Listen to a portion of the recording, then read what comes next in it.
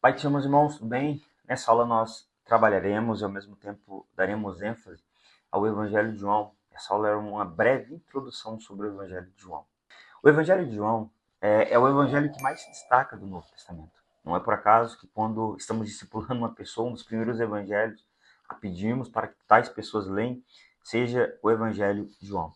O Evangelho de João ele desenvolve, sem sombra de dúvidas, o maior foco do Novo Testamento, que é falar sobre a pessoa, obra, morte e ressurreição de Cristo Jesus. Ao lermos o Evangelho de João, nós iremos perceber que logo de início, no seu prólogo, antes, logo palavra, ou seja, na sua introdução, que vai ali desde o capítulo 1, do versículo 1 até o versículo de número 18, nós percebemos que a ênfase maior de João ela é desenvolvida por meio de 3 versículos. Primeiro, o versículo de número 1, onde João diz que no princípio era o verbo estava com Deus e o verbo era Deus.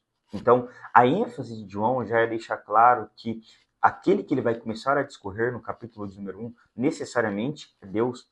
No capítulo de número 1 e versículo de número 14, João desenvolve um dos temas mais polêmicos entre os gregos do primeiro século, porque João afirma que esse mesmo Logos, esse Deus, ele não só se encarna, mas o texto lá no original traz consigo a ideia de tabernaculou-se entre nós.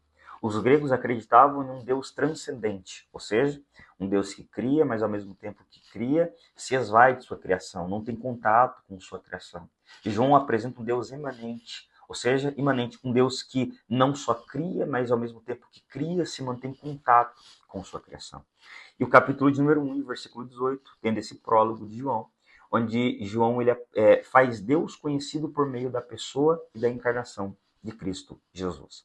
É válido considerarmos que a ênfase maior do evangelista João é destacar não só a vida, obra, realizações de Cristo Jesus, mas por diversas vezes João ele dá ênfase dentro do seu livro que Cristo e seu Pai eram, em essência, o mesmo Deus. Então, ao olharmos para esse evangelho, fica mais do que claro que o foco de João, dentro de todo esse evangelho, é apresentar Cristo como Deus.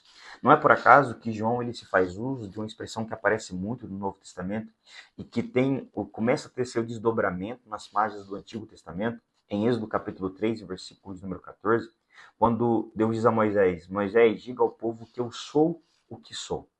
Essa é uma das expressões que mais aparece dentro do Evangelho de João, a expressão eu sou, eimi, no grego. Traz consigo a ideia e, ao mesmo tempo, o ideal do Deus do Antigo Testamento. Então, quando Jesus faz referência dizendo, olha, eu sou o pão da vida, eu sou a água da vida, eu sou a verdade, eu sou o caminho, eu sou a ressurreição, eu sou, era uma forma de Cristo atribuir a si mesmo como um ser divino e, ao mesmo tempo, traçando laços com Deus do Antigo Testamento. Então, quando falamos sobre a divindade, então, quando Jesus fazia essa afirmação, eu sou, necessariamente, ele estava apontando para a essência de Deus, que é muito bem desenvolvida nas páginas do Antigo Testamento. Então, o objetivo e, ao mesmo tempo, o foco de João é desenvolver um Cristo como Deus. Por mais que estava encarnado, não deixou de ser Deus. João não só desenvolve esse ponto acerca de Cristo, mas é válido também considerarmos que o Evangelho de João é considerado como o Evangelho dos sinais. Não é por acaso que o próprio João chega a afirmar que se fosse para descrever tudo aquilo que Cristo fez, seus sinais, maravilhas, prodígios, certamente faltariam livros nesse mundo.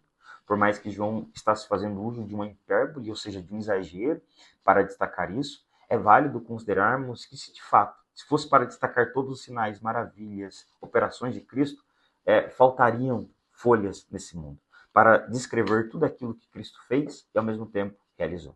Então, o Evangelho de João, seu foco e, ao mesmo tempo, seu objetivo, nada mais é do que discorrer e, ao mesmo tempo, enfatizar acerca da vida, obra, morte, ressurreição de Cristo Jesus e, por fim, o seu maior sinal, que foi nos abrir a porta da graça e nos apresentar o caminho da salvação